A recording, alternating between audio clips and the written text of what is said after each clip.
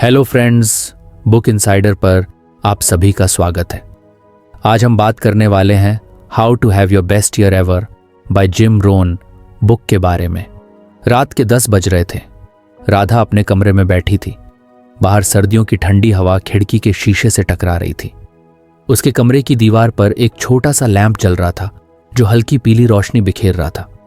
उसके हाथ में एक किताब थी, how to have your best year ever. किताब का नाम देखकर ही उसे लगा था कि इसमें कुछ अलग होगा। राधा को किताबें पढ़ने का शौक था, लेकिन इस बार कुछ बदलने की उम्मीद के साथ उसने ये बुक पढ़ना शुरू किया। आज उसका मूड कुछ अजीब था।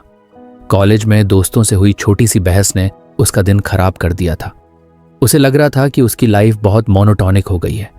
सब कुछ एक ही रूटीन में चल रहा था, क्लास, पढ़ाई, कुछ दोस्त और फिर वही छोटी छोटी परेशानियां। उसे समझ नहीं आ रहा था कि आखिर वो अपनी लाइफ को बेहतर कैसे बना सकती है। उसने किताब का पहला पन्ना खोला और पढ़ना शुरू किया। सबसे पहला लेसन था, फिलॉसफी इज की टू सक्सेस। उसे लगा ये काफी डीप टॉपिक है। फिलॉसफी? उसने अपने आप से कहा, यह तो बहुत इंटेलेक्चुअल लगता है, मेरे मतलब का नहीं। लेकिन फिर क्यूरियोसिटी ने उसे रोक लिया। उसने सोचा, चलो पढ़कर देखते हैं। लेखक जिम रोहन ने लिखा था कि हमारी फिलॉसफी, यानी कि हम अपनी लाइफ और सिचुएशंस को कैसे देखते हैं, वो सबसे बड़ा फैक्टर है जो हमारी सक्सेस को डिफाइन करता है। राधा को ये बात सुनने में कुछ अजीब लगी। उसने खुद से सवाल किया, यार फिलॉसफी से लाइफ में क्या बदलेगा? मार्क्स तो हार्डवर्क से आते हैं ना। हैप्पीनेस भी तो बाहर की चीज़ों से डिपेंड करती है, दोस्तों से, फैमिली से, अचीवमेंट्स से। फिर ये इंटरनल माइंडसेट वाली बात कहाँ से आई? लेकिन जैसे जैसे उसने पढ़ा, उसे बातें समझ में आने लगी। किताब में लिखा था कि हम अपनी एक्सटर्नल सर्कमस्टेंसेस को बदल नहीं सकते, जैसे तेज हवा, बारिश या कोई मुश्किल। इन पर हमारा कंट्रोल नहीं है, लेकिन हम अपनी सेल को एडजस्ट कर सकते हैं। यानी कि हमारा इंटरनल माइंडसेट ही हमें किसी भी सिचुएशन में स्ट्रांग बना सकता है। राधा कुछ देर के लिए रुक गई। उसने खिड़की से बाहर झांकते हुए सोचा, मतलब ये कहना चाह रहे हैं कि दुनिया वहीं रहेगी, पर मुझे अपना नजरिया बदलना होगा। क्या सच में ये इतना आसान है? उसने खुद से कहा, शायद, लेकिन मैं ट्राई तो कर सकती हूं। किताब में आगे एक लाइन थी जिसने राधा को बहुत इंपैक्ट किया। A successful life is built on a few simple disciplines practised consistently while failure results from repeated errors in judgment. Radha को यह पढ़कर ऐसा लगा जैसे कोई उसे सीधे सीधे समझा रहा हो। उसने सोचा, ओके, तो मतलब छोटे छोटे सही डिसीजंस लेने हैं, कंसिस्टेंटली, और गलतियों को बार बार रिपीट नहीं करना है। ऐसा तो सुनने में आसान लगता है, पर शायद करना मुश्किल होगा। उसे अपनी लाइफ के कुछ मोमेंट्स याद आने लगे। जैसे वो सुबह जल्दी उठने की प्लानिंग हमेशा करती थी, लेकिन फिर स्नूज बटन दबा देती थी। पढ़ाई के लिए नोट्स तैयार करने का सोचती थी, लेकिन प्रोक्रेस्टिनेट कर देती थी। उसे अचानक एहसास हुआ कि उसकी फेलियर्स का बड़ा रीजन यही था, एरर्स इन जजमेंट। राधा ने सोचा, शायद मुझे अपने हर छोटे डिसीजन को कुछ थॉटफुली लेना चाहिए। अगर मैं डिसिप्लिन डेवलप कर लूं, तो शायद मैं अपनी लाइफ में वो अचीव कर सकती हूं जो मैं चाहती हूं। अब तक उसकी क्यूरियोसिटी बढ़ चुकी थी। उसने किताब के इस हिस्से को अंडरलाइन किया और अपनी डायरी निकाली। वो हमेशा कुछ अच्छा पढ़ने के बाद नोट्स बनाती थी ताकि वो बातें उसे याद रहें। उसने लिखा, 1. Philosophy matters. हम जो सोचते हैं वो हमारी रियलिटी को शेप करता है। 2. Control the sail not the wind. जो चीज़ें मेरे कंट्रोल में नहीं हैं, उन पर टाइम वेस्ट करना बंद करना होगा। 3. डिसिप्लिन इज की। सक्सेस छोटे छोटे राइट स्टेप्स से मिलती है। राधा ने जब ये लिखा तो उसे कुछ बेटर महसूस हुआ। उसे लगा कि वो अपने लाइफ के एक नए चैप्टर की शुरुआत कर रही है। उसने खुद से कहा, राधा, अगर तू आज से ही अपनी सोच को बदलना शुरू करे, तो शायद तेरा आने वाला साल सच में बेस्ट ईयर एवर बन सकता है।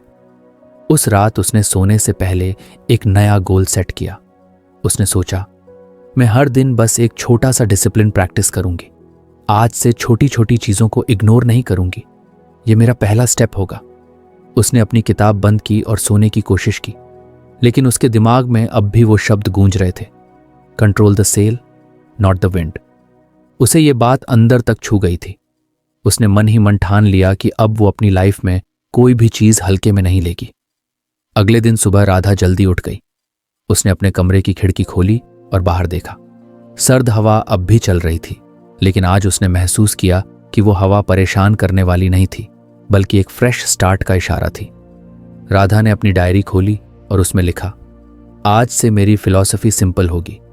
मैं जो कंट्रोल कर सकती हूं उसी पर ध्यान दूंगी और हर दिन एक छोटा सा स्टेप मेरी सक्सेस की ओर बढ़ाऊंगी। ये राधा की जर्नी का सिर्फ पहला कदम था। उसने किताब का सिर्फ पहला लेसन सीखा था, लेकिन वो जानती थी कि यह सफर बहुत लंबा और इंटरेस्टिंग होने वाला था, क्योंकि इस बार वो सिर्फ किताब नहीं पढ़ रही थी, वो खुद को बदलने की कोशिश कर रही थी। सुबह के 7 बज रहे थे और राधा के कमरे में हल्की धूप आ रही थी। उसने अपने फोन का अलार्म बजने से पहले ही आंखें खोल दी थी। ये उसके लिए एक छोटा सा जीतने जैसा था, क्योंकि आमतौर पर वह अलार्म को 3-4 बार स्नूज कर देती थी। अगर आपको हमारी फ्री समरी अच्छी लगती है तो आप हमारे चैनल को सब्सक्राइब कर सकते हैं, हमारी मेंबरशिप खरीद सकते हैं या हमें UPI के थ्रू सपोर्ट कर सकते हैं। अब समरी पर वापस चलते हैं। आज वह अलग महसूस कर रही थी, जैसे उसके अंदर एक नई एनर्जी आ गई हो। उसने अपने बेड साइड टेबल से कल रात की किताब उठाई और सोचा, चलो देखते हैं आज मुझे क्या सीखने को मिलेगा। वह जानती थी कि किताब में कई और लेसन्स थे और उसे लग रहा था कि अगला लेसन भी उसकी लाइफ को कुछ और बेहतर बना सकता है। उसने किताब का अगला चैप्टर खोला, the power of attitude. Radha ने टाइटल पढ़ा और खुद से कहा, एटीट्यूड? ये तो बहुत बेसिक सी चीज लगती है, पर शायद इसमें कुछ नया होगा। उसने पढ़ना शुरू किया। लेखक जिम रोहन ने लिखा था कि हमारा एटीट्यूड हमारी लाइफ में एक बहुत बड़ा रोल प्ले करता है। ये तय करता है कि हम अपनी सिचुएशंस को कैसे देखते हैं और उनसे कैसे डील करते हैं। उसने पढ़ा कि how we feel about ourselves and others directly impacts our success और हैप्पीनेस। राधा ने रुक कर सोचा, ये बात तो सही है। जब मैं खुद को लो फील करती हूं तो हर चीज नेगेटिव लगती है, और जब मैं कॉन्फिडेंट होती हूं तो सब कुछ मैनेजेबल लगता है। उसने किताब में आगे पढ़ा कि एक पॉजिटिव एटीट्यूड न सिर्फ हमारी सेल्फ वर्थ को बढ़ाता है, बल्कि यह हमें दूसरों के साथ बेटर रिलेशनशिप्स बनाने में भी मदद करता है। राधा को यह बात बेहद रिलेटेबल लगी। उसे याद आया कि जब भी वह अपने दोस्तों के साथ खुश और पॉजिटिव होती थी तो उनके साथ मोमेंट्स नेचुरली अच्छे हो जाते थे, लेकिन जब वह इरिटेट या इनसिक्योर महसूस करती थी तो छोटी छोटी बातें भी बड़ी लड़ाई का कारण बन जाती थीं। किताब में एक लाइन थी जिसने उसे बहुत प्रभावित किया, take responsibility for your feelings. Radha ने इस पर कुछ देर के लिए सोचा। उसने खुद से कहा, मतलब मुझे ये एक्सेप्ट करना होगा कि मेरे फीलिंग्स मेरी खुद की रिस्पॉन्सिबिलिटी हैं, लेकिन अगर कोई और मुझे हर्ट करता है तो वो मेरा फॉल्ट कैसे हुआ? उसने किताब में आगे पढ़ा। रोन ने समझाया कि हमारी फीलिंग्स का कंट्रोल हमेशा हमारे पास होता है। भले ही दूसरे लोग या परिस्थितियां हमारे इमोशंस को ट्रिगर करें, लेकिन उन्हें कैसे रिएक्ट करना है ये पूरी तरह से हमारी चॉइस है। राधा ने सोचा, ओह, तो मैं अपनी रिएक्शंस के लिए ब्लेम गेम खेलना छोड़ सकती हूं। इंटरेस्टिंग। किताब में एक और कॉन्सेप्ट था, काम करें अपने आत्मचित्र को सुधारने पर। राधा को यह बहुत पावरफुल लगा। उसने महसूस किया कि अक्सर वह खुद को दूसरों से कंपेयर करती थी और अपने फ्लॉज पर ज्यादा ध्यान देती थी। उसे हमेशा लगता था कि बाकी लोग उससे ज्यादा स्मार्ट, कॉन्फिडेंट या सक्सेसफुल हैं। लेकिन इस किताब ने उसे ये सिखाया कि सेल्फ इमेज को सुधारना एक प्रैक्टिस है और यह उसकी जिम्मेदारी है कि वह खुद को अप्रिशिएट करे। राधा ने अपनी डायरी निकाली और लिखा, 1. Attitude defines outcomes. मैं जैसा महसूस करती हूं वही मेरी लाइफ के रिजल्ट्स को शेप करता है। 2. Feelings are my responsibility. किसी और को ब्लेम करने से अच्छा है कि मैं अपनी रिएक्शंस पर काम करूं। 3. Improve self image. खुद को एक्सेप्ट और अप्रिशिएट करना सीखना होगा। डायरी लिखने के बाद उसने अपनी लाइफ में एटीट्यूड के रोल पर कुछ और गहराई से सोचा।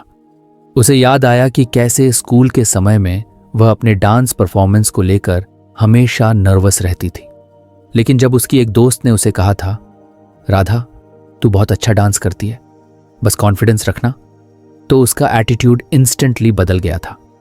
उसने उसी पॉजिटिविटी के साथ स्टेज पर परफॉर्म किया था और उसे स्टैंडिंग ओवेशन मिला था।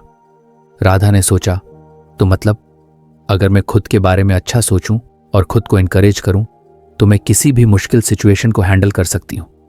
उसने उसी पल ठान लिया कि अब वह अपने थॉट्स को कॉन्शियसली पॉजिटिव रखने की कोशिश करेगी। उस दिन कॉलेज में एक छोटी सी घटना ने उसे ये लेसन प्रैक्टिकली सीखने का मौका दिया। एक क्लासमेट आर्यन ने एक प्रेजेंटेशन के दौरान राधा के आइडिया को गलत कह दिया। राधा को पहले गुस्सा आया। वह सोच रही थी, ये मुझे हमेशा नीचा दिखाने की कोशिश करता है। लेकिन तभी उसे किताब की बात याद आई, फीलिंग्स आर माई रिस्पॉन्सिबिलिटी। उसने गुस्से को अपने ऊपर हावी नहीं होने दिया और काल्मली आर्यन से कहा, शायद मैं अपना पॉइंट अच्छे से एक्सप्लेन नहीं कर पाई, अलाउ मी टू क्लैरिफाई। उसके इस एटीट्यूड से न सिर्फ आर्यन चुप हो गया बल्कि बाकी क्लास ने भी राधा की बात को ध्यान से सुना। राधा को ऐसा महसूस हुआ जैसे उसने पहली बार अपनी इमोशंस को कंट्रोल करना सीखा हो। शाम को राधा घर आकर फिर किताब पढ़ने बैठी। उसने एक और लाइन पढ़ी, a positive attitude fosters appreciation and self worth. उसने सोचा, यह बात कितनी सही है। जब मैं खुद को अप्रिशिएट करती हूं तो मुझे दूसरों की अच्छी बातें भी दिखने लगती हैं, और जब मैं सिर्फ फ्लॉज पर फोकस करती हूं तो सब कुछ नेगेटिव लगने लगता है। उसने खुद से वादा किया कि अब से वह अपने अंदर ग्रैटिट्यूड की प्रैक्टिस करेगी। उसने अपनी डायरी में लिखा, आज से मैं हर दिन 3 चीजें लिखूंगी जिनके लिए मैं थैंकफुल हूं। यह मुझे रिमाइंड करेगा कि मेरी लाइफ में कितनी अच्छी चीजें हैं। उसने उसी समय अपनी ग्रैटिट्यूड लिस्ट शुरू की। 1, मैं थैंकफुल हूं कि मेरे पास सपोर्टिव फैमिली है। 2, मैं थैंकफुल हूं कि मेरे पास लर्निंग और ग्रोथ के लिए अपॉर्चुनिटीज हैं। 3, मैं थैंकफुल हूं कि आज मैंने अपने इमोशंस को कंट्रोल किया।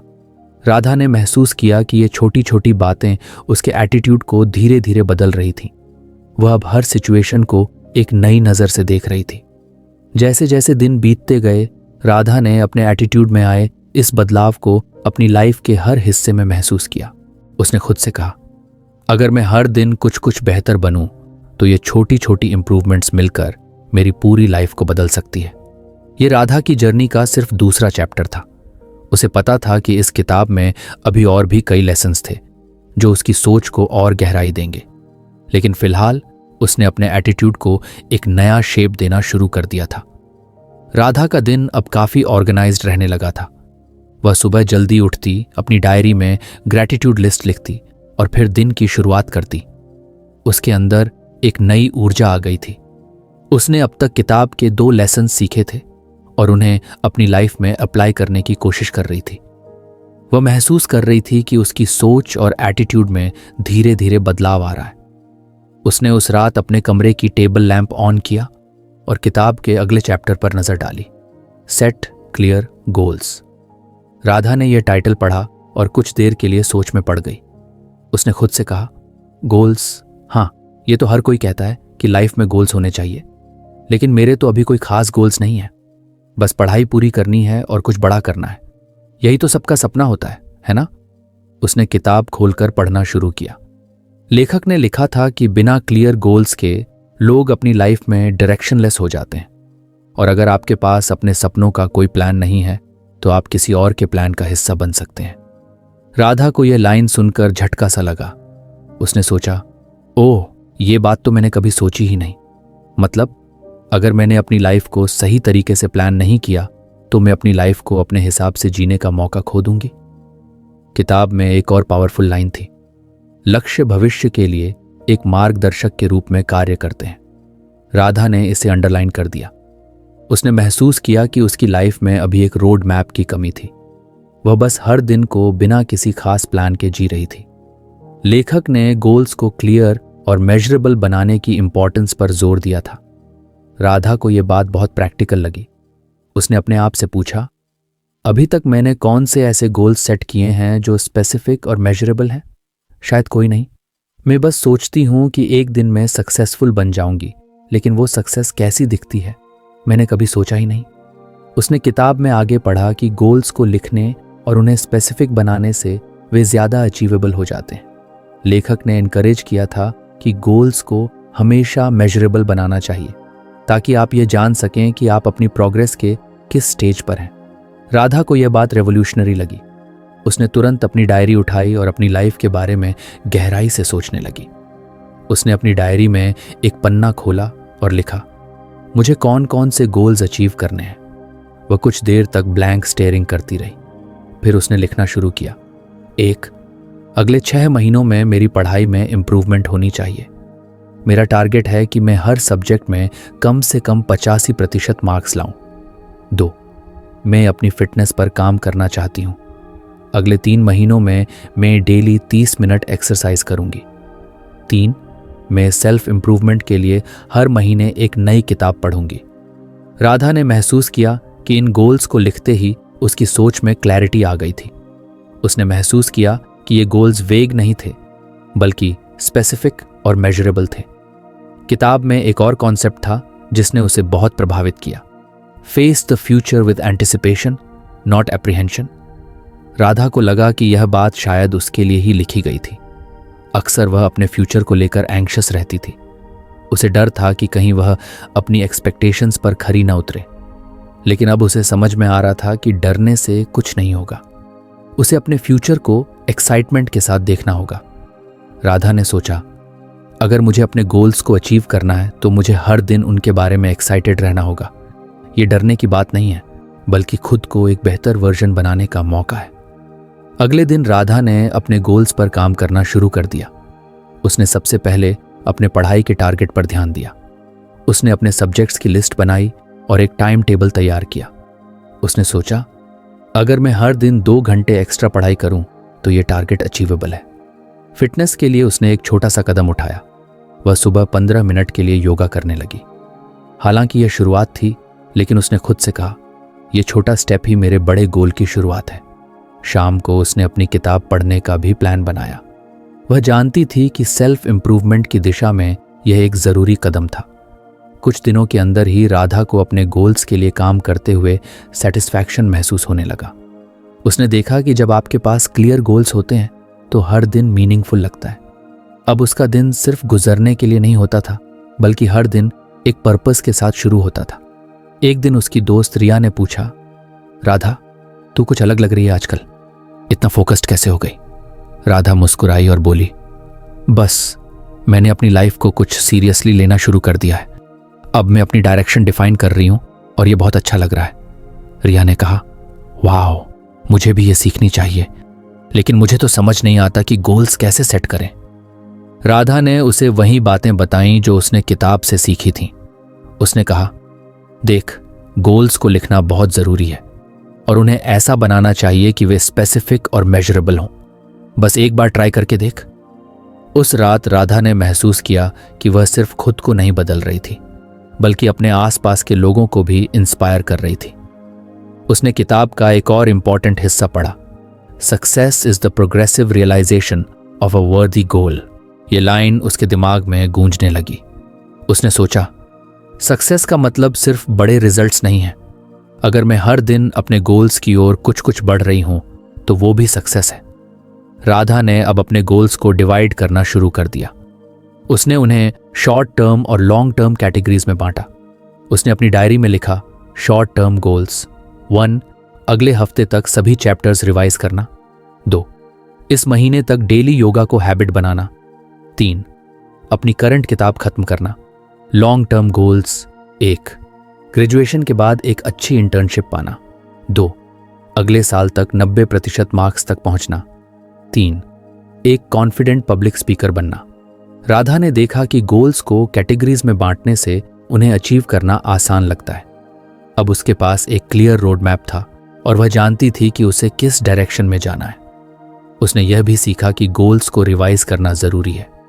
हर महीने वह अपनी प्रोग्रेस चेक करने का प्लान बना रही थी ताकि पता चल सके कि वह सही ट्रैक पर है या नहीं। उसकी लाइफ अब पहले जैसी नहीं रही थी। हर दिन मीनिंगफुल और पर्पसफुल लगने लगा था। राधा को अब डर नहीं लगता था कि उसका फ्यूचर कैसा होगा। उसने अपने अंदर एक्साइटमेंट और पॉजिटिविटी महसूस करना शुरू कर दिया था। ये राधा की जर्नी का तीसरा चैप्टर था।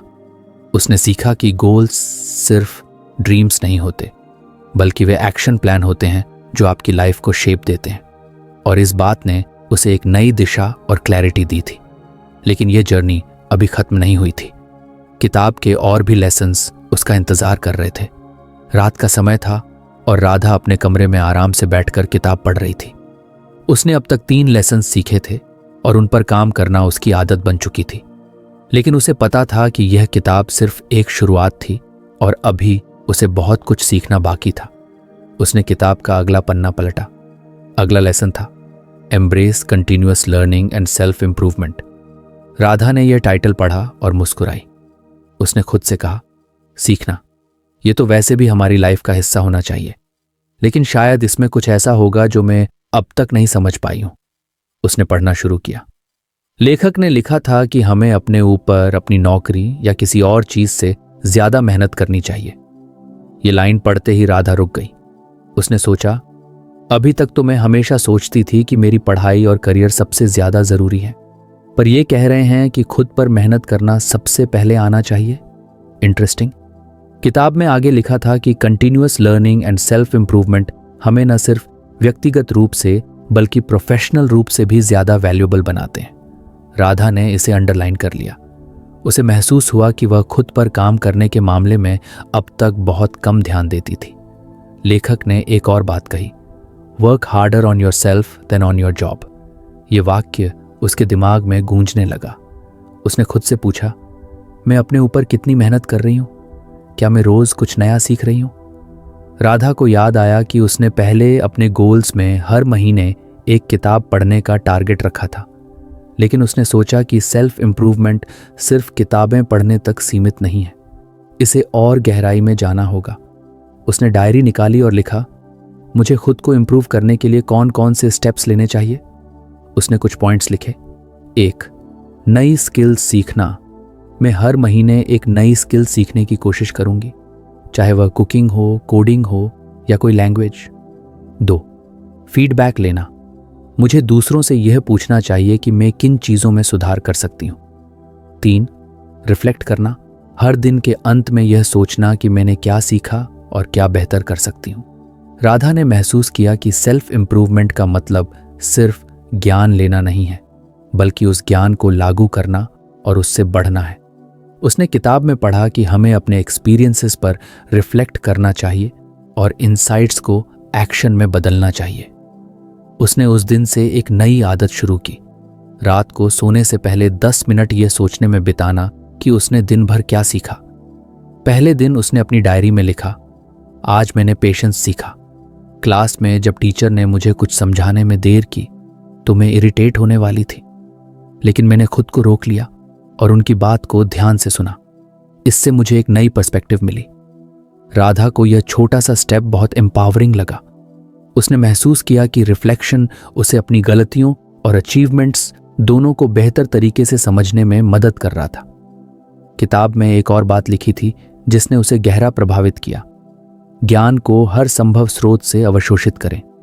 उसने सोचा, मैं तो सिर्फ क्लास या किताबों से सीखने पर ध्यान देती हूं, पर जिंदगी में हर जगह सीखने के मौके होते हैं, लोगों से, सिचुएशन से, फेलियर से। मुझे इन सब पर भी ध्यान देना चाहिए। अगले दिन उसने इस पर काम करना शुरू किया। कॉलेज में वह हर किसी की बातें ध्यान से सुनने लगी। उसने देखा कि हर इंसान की अपनी एक यूनिक अप्रोच होती है। एक क्लासमेट ने एक प्रोजेक्ट को क्रिएटिवली प्रेजेंट किया और राधा ने उससे इंस्पिरेशन ली। उसने सोचा, सीखने के लिए बस ओपन माइंडेड होना जरूरी है। राधा ने अपने फेलियर से भी सीखने की ठानी। उसे याद आया कि पिछले सेमेस्टर में उसने एक टेस्ट के लिए सही तरीके से तैयारी नहीं की थी, जिससे उसके मार्क्स कम आए थे। उसने खुद से कहा, मुझे अपनी मिस्टेक्स को एक्सक्यूजेस की तरह नहीं देखना चाहिए, ये तो मेरे इम्प्रूवमेंट का हिस्सा है। उसने अपनी मिस्टेक्स की लिस्ट बनाई और सोचा कि उन पर कैसे काम किया जा सकता है। किताब में लिखा था कि self improvement leads to greater life satisfaction. Radha ने इसे अंडरलाइन करते हुए खुद से कहा, शायद यही वजह है कि मुझे अब अपनी लाइफ ज्यादा एक्साइटिंग लगने लगी है। मैं सिर्फ सर्वाइविंग नहीं कर रही बल्कि थ्राइविंग कर रही हूं। उसने सोचा कि सेल्फ इंप्रूवमेंट को और कंसिस्टेंट कैसे बनाया जा सकता है। उसने अपनी लाइफ में कुछ नई आदतें जोड़ने का प्लान बनाया। 1, हर हफ्ते एक नई टेड टॉक देखना। 2, हर महीने किसी नई स्किल पर 10 घंटे देना। 3, महीने में एक बार किसी एक्सपीरियंस्ड व्यक्ति से सलाह लेना। राधा को याद आया कि उसके पिता हमेशा कहते थे, सीखने की कोई उम्र नहीं होती। अब वह इस बात को सचमुच समझने लगी थी। उसने सोचा कि अगर वह हर दिन कुछ कुछ सीखती रहे तो उसकी लाइफ कितनी बेहतर हो सकती है। कुछ दिनों बाद राधा ने महसूस किया कि यह सिर्फ लर्निंग की बात नहीं है, बल्कि उस लर्निंग को एक्शन में बदलने की भी जरूरत है। उसने किताब से एक और लाइन पढ़ी, कार्रवाई करना जो प्राप्त किए गए अंतर्दृष्टि पर आधारित है। उसने सोचा, मैं सिर्फ नॉलेज कलेक्ट करने में तो लगी रहती हूं, लेकिन उसे अप्लाई नहीं करती। यह आदत मुझे बदलनी होगी। उसने उसी दिन एक छोटी सी शुरुआत की।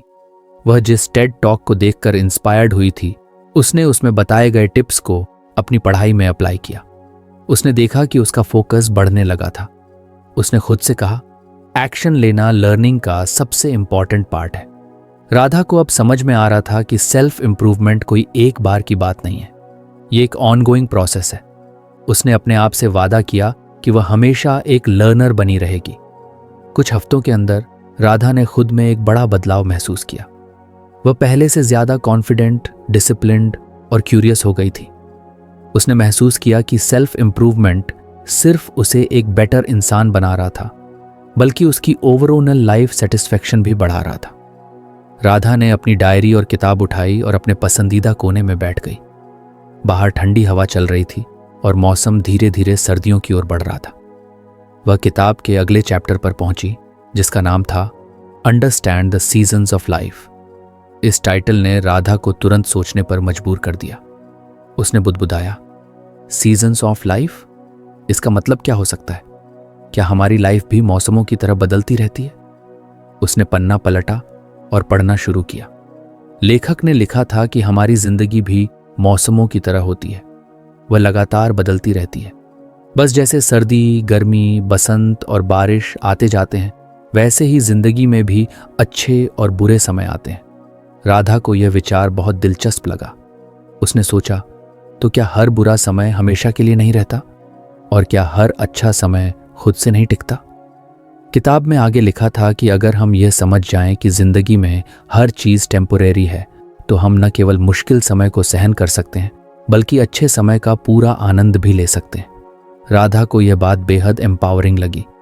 उसने अपनी डायरी में नोट किया, हर मुश्किल वक्त के बाद एक अच्छा समय जरूर आता है और हर अच्छे समय को बनाए रखने के लिए मेहनत करनी पड़ती है। लेखक ने समझाया कि जिंदगी में 4 मुख्य सीजन्स होते हैं। 1, विंटर, मुश्किल समय। ये वह समय होता है जब सब कुछ मुश्किल लगता है। 2, स्प्रिंग, अवसर। ये वह समय होता है जब सब कुछ सुनहरा लगता है। का समय। ये वह समय है जब नए मौके सामने आते हैं। 3, समर, मेहनत का समय। ये वह समय है जब हमें मेहनत करनी होती है और अपने मौके को बनाए रखना होता है। 4, फॉल, फसल काटने का समय। ये वह समय है जब हम अपने मेहनत का फल पाते हैं। राधा ने गहराई से सोचा कि उसकी जिंदगी में कौन कौन से सीजन्स आए थे। उसे याद आया कि जब उसके 12वीं के बोर्ड्स खराब गए थे तो वह एक विंटर में थी। वह डरी हुई थी और सोच रही थी कि उसकी लाइफ खत्म हो गई है। लेकिन फिर उसने मेहनत करना शुरू किया और धीरे धीरे उसे नए मौके मिलने लगे। ये उसका स्प्रिंग था। उसने अपने आप से कहा, शायद अभी मैं समर में हूं, क्योंकि मुझे अपनी मेहनत पर फोकस करना है, ताकि आने वाले फॉल में मुझे अपने काम का अच्छा फल मिल सके। राधा को यह मेटाफोर बहुत प्रैक्टिकल लगा। उसने किताब में अंडरलाइन किया, prepare for winters and make the most of springs. उसने सोचा कि ज्यादातर लोग मुश्किल समय में हार मान लेते हैं, लेकिन अगर हम यह समझ लें कि विंटर हमेशा के लिए नहीं रहता, तो शायद हम ज्यादा रेजिलिएंट हो सकते हैं। उसने याद किया कि जब उसके बोर्ड्स खराब गए थे तो उसके पापा ने कहा था, हर रात के बाद सुबह जरूर आती है। अब यह बात उसे और गहराई से समझ में आ रही थी। लेखक ने यह भी लिखा था कि स्प्रिंग यानी मौके के मौसम में हमें एक्शन लेना बहुत जरूरी है। अगर हम उस समय आलस करें तो मौके हाथ से निकल सकते हैं। राधा ने इसे अंडरलाइन किया और सोचा, कई बार मुझे भी आलस आता है। मैं सोचती हूं कि कल कर लूंगी, लेकिन शायद इसी वजह से कई मौके में मिस कर चुकी हूं। उसने अपनी डायरी में लिखा, 1, मुझे अपने विंटर यानी मुश्किल समय से डरना नहीं है, बल्कि उसके लिए पहले से तैयार रहना है। 2, मुझे अपने स्प्रिंग यानी मौके को पहचानना है और तुरंत एक्शन लेना है। 3, मुझे समर में कंसिस्टेंसी रखनी है और अपनी मेहनत पर टिके रहना है। 4 मुझे फॉल का आनंद लेना है, लेकिन यह भी समझना है कि अगला सीजन फिर से शुरू होगा।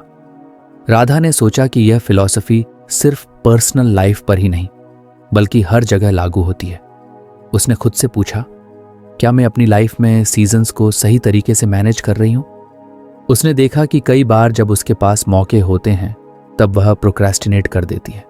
उसने सोचा, अगर मैं स्प्रिंग में आलस करूं तो फिर फॉल में मुझे कुछ नहीं मिलेगा। उसने एक नई आदत बनाने का फैसला किया।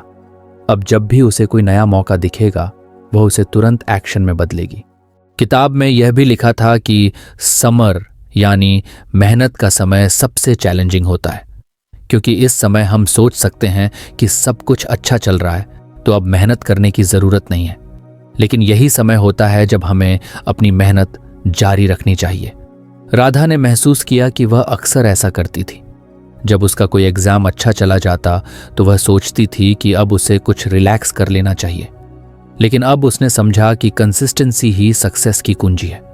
उसने सोचा, अगर मैं अपनी मेहनत को कंटिन्यू नहीं करूंगी तो फॉल में मुझे अच्छा रिजल्ट नहीं मिलेगा। राधा ने आगे पढ़ा कि फॉल यानी फसल काटने का समय वह वक्त है जब हमें अपनी मेहनत का फल मिलता है, लेकिन यह समय भी हमेशा के लिए नहीं रहता। हर फॉल के बाद एक नया विंटर आता है। यह सुनकर राधा को कुछ अजीब लगा। उसने सोचा, क्या हम कभी पूरी तरह से आराम नहीं कर सकते? लेकिन फिर उसने समझा कि जिंदगी का यही मतलब है, ग्रोथ और चैलेंजेस का चक्र। उसने महसूस किया कि अगर हम हर सीजन को समझ लें और उसके लिए तैयार रहें तो जिंदगी में कभी भी कोई परेशानी हमें पूरी तरह से तोड़ नहीं सकती। उसने अपनी डायरी में लिखा, life is not about avoiding winters but about preparing for them and enjoying the springs and falls to the fullest. Radha ने अगले कुछ दिनों तक अपने आसपास के लोगों पर ध्यान दिया। उसने देखा कि उसकी दोस्त रिया हमेशा कंप्लेन करती रहती थी कि चीजें उसके फेवर में नहीं होती। राधा को समझ में आया कि रिया शायद अपनी जिंदगी के विंटर में थी, लेकिन उसने यह मान लिया था कि यह वक्त हमेशा के लिए है। राधा ने रिया से कहा, देख, हर वक्त एक जैसा नहीं रहता, तू बस अभी कुछ सहन कर और खुद को मजबूत बना, जल्दी ही तेरा स्प्रिंग आएगा। रिया ने उसकी बात मानी और धीरे धीरे अपने नजरिए में बदलाव लाने की कोशिश की। राधा को खुशी हुई कि वह अब न सिर्फ खुद पर काम कर रही थी बल्कि दूसरों को भी प्रेरित कर रही थी। राधा ने किताब से सीखा कि हमें हर सीजन के लिए ग्रेटफुल रहना चाहिए। उसने खुद से कहा, विंटर मुझे सिखाएगा कि मैं कितनी मजबूत हूं, स्प्रिंग मुझे नए मौके देगा, समर मुझे मेहनत का महत्व सिखाएगा और फॉल मुझे यह एहसास दिलाएगा कि मेहनत का फल कितना मीठा होता है। अब राधा की लाइफ को देखने का नजरिया पूरी तरह बदल चुका था। उसने अपने दिल में एक नई उम्मीद और साहस महसूस किया, लेकिन यह जर्नी अभी खत्म नहीं हुई थी। राधा जानती थी कि किताब के और भी लेसन्स उसकी राह देख रहे थे। राधा ने किताब को ध्यान से बंद किया और गहरी सांस ली। हर लेसन उसे एक नई दृष्टि दे रहा था। उसने महसूस किया कि यह किताब सिर्फ पढ़ने भर के लिए नहीं थी, बल्कि उसके जीवन को बदलने का एक माध्यम बन चुकी थी। उसने अपने जीवन में पहली बार इतनी क्लैरिटी महसूस की, जैसे हर पजल का टुकड़ा अब अपनी सही जगह पर आ रहा हो। जिंदगी के मौसमों की इस समझ ने राधा को एक नई शक्ति दी थी। वह अब जान चुकी थी कि मुश्किल समय हमेशा के लिए नहीं रहता और अच्छे समय को सिर्फ एंजॉय करना ही काफी नहीं है, बल्कि उसे बनाए रखने के लिए मेहनत करनी पड़ती है। राधा ने अपनी डायरी में लिखा, मैं अब हर सीजन को खुले दिल से स्वीकार करूंगी। विंटर मुझे रेजिलियंस सिखाएगा, स्प्रिंग मुझे नए मौके देगा, समर मेरी परसिविरेंस को बढ़ाएगा और फॉल मुझे ग्रैटिट्यूड और सेलिब्रेशन का महत्व समझाएगा। यह चक्र कभी खत्म नहीं होगा, लेकिन यही जिंदगी की खूबसूरती है। अगले दिन उसने एक बड़ा फैसला लिया। वह केवल कॉलेज और किताबों तक सीमित नहीं रहना चाहती थी। उसने फैसला किया कि वह हर हफ्ते खुद को एक नया चैलेंज देगी। कोई नई स्किल सीखना, किसी नए व्यक्ति से मिलना या फिर किसी ऐसी चीज पर काम करना जिससे उसे डर लगता था। राधा ने अपने करीबी दोस्तों को भी इन लेसन्स के बारे में बताया। उसने उन्हें समझाया कि कैसे जिंदगी को समझने के लिए सीजन्स का मेटाफोर उन्हें उनके यूपीएस और डाउन्स को बेहतर तरीके से हैंडल करने में मदद कर सकता है। रिया, जो हमेशा नेगेटिव रहती थी, राधा की बातों से काफी प्रेरित हुई और उसने अपने नजरिए में बदलाव लाने की कोशिश शुरू की। कुछ महीने बाद राधा ने खुद में एक बड़ा बदलाव महसूस किया। वह पहले से ज्यादा मजबूत, फोकस्ड और खुश महसूस कर रही थी। उसने देखा कि अब वह छोटी छोटी परेशानियों से घबराती नहीं थी। वह जान चुकी थी कि हर प्रॉब्लम एक टेम्पोररी विंटर है जिसे प्रिपरेशन और परसिवियरेंस के साथ पार किया जा सकता है। एक दिन उसने अपने कमरे में बैठकर अपनी डायरी के पुराने पन्ने पलटे। उसने वह पहला दिन याद किया जब उसने इस किताब को पढ़ना शुरू किया था। उसने मुस्कुराते हुए कहा, यह किताब सिर्फ मेरे हाथ में एक गाइड नहीं थी, बल्कि मेरे जीवन का एक नया रास्ता थी। राधा ने किताब का आखिरी पन्ना बंद किया और सोचा कि अब वह खुद अपनी जिंदगी की किताब लिखने को तैयार थी। उसे पता था कि रास्ते में और भी विंटर्स आएंगे, लेकिन वे हर मौसम का सामना करने के लिए तैयार थी। अब उसे डर नहीं था, क्योंकि उसने सीख लिया था कि हर सीजन का अपना महत्व है। उसने खुद से वादा किया कि वह जिंदगी को हर पहलू से एम्ब्रेस करेगी और कभी सीखना बंद नहीं करेगी। जिंदगी का सफर मुश्किल जरूर है, लेकिन अगर हर मौसम को समझकर चले तो यह सफर खूबसूरत भी है। तो फ्रेंड्स, ये थी हमारी आज की बुक समरी। आपको कैसी लगी कमेंट करके जरूर बताएं और धन्यवाद आपका समरी एंड तक सुनने के लिए।